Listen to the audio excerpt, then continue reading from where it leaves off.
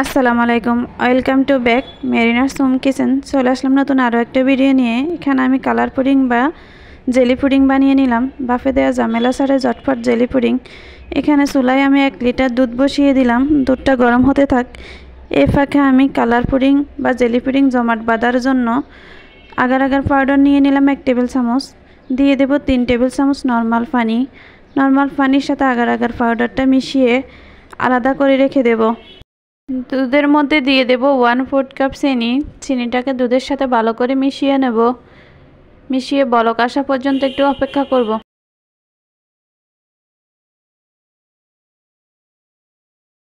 বলক আসা দুধের সাথে আগার আগারের মিশ্রণটা দিয়ে দেব। দিয়ে দেওয়ার আগে মিশ্রণটা একটু নেড়ে চেড়ে নেব। তারপর দুধের মধ্যে দিয়ে 1 থেকে 1.5 মিনিট ভালো করে নেড়ে চেড়ে জাল করে নেব।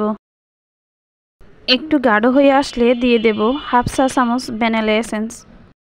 ভ্যানিলা এসেন্স দেওয়ার কিছুক্ষণের মধ্যে নামিয়ে নেব। পুডিংটা বসানোর জন্য এখানে আমি একটা ট্রে নিয়ে নিয়েছি। ট্রের মধ্যে গরম অবস্থায় দুধগুলো ঢেলে দেব। ঢেলে নর্মাল তাপমাত্রায় ফ্রিজে রেখে দেব 10 মিনিটের জন্য। এখানে আবার একটা চুলায় পাতিল বসিয়ে দিলাম। দিয়ে দিলাম 1/2 লিটার পানি। দিয়ে দেব 1/3 কাপ চিনি। আবার 2 চা চামচ আগার আগার পাউডার দিয়ে 2 টেবিল চামচ পানির সাথে মিশিয়ে নেব। দিয়ে আমি এই মিশ্রণটাকে আলাদা করে রেখে দেব। এখানে আমি দিয়ে দেব 1 টেবিল চামচ লেবুর রস। লেবুর রসটা ভালো করে চিনির সাথে পানির সাথে মিশিয়ে পানিটা বলক আসলে আবার আগার আগার পাউডারটাকে ভালো করে মিশিয়ে পানির সাথে দিয়ে দেব। পানিটা যখন ভালো করে ফুটে উঠবে তখন এখানে আমি 1 চা চামচ ফুড রেড কালার দিয়ে দেব। ফুড রেড কালারটা দেওয়ার পরে আর জাল করব না, চুলা থেকে নামিয়ে নেব। আর এখানে আমার সাদা মিশ্রণটা সুন্দরভাবে জমাট বেঁধে গেছে। উপর দিয়ে আমি ফুড রেড কালারের মিশ্রণটা দিয়ে দিলাম। দিয়ে আমি আধা ঘন্টার জন্য ফ্রিজে রেখে দিলাম।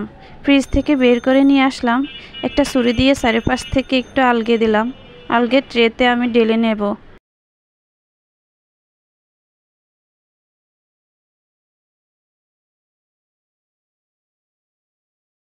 পিস পিস করে কেটে আমি পরিবেশন করে নেব। মাশাআল্লাহ, দেখতে যতটাই লোভনীয়, খেতে ততটাই অসাধারণ।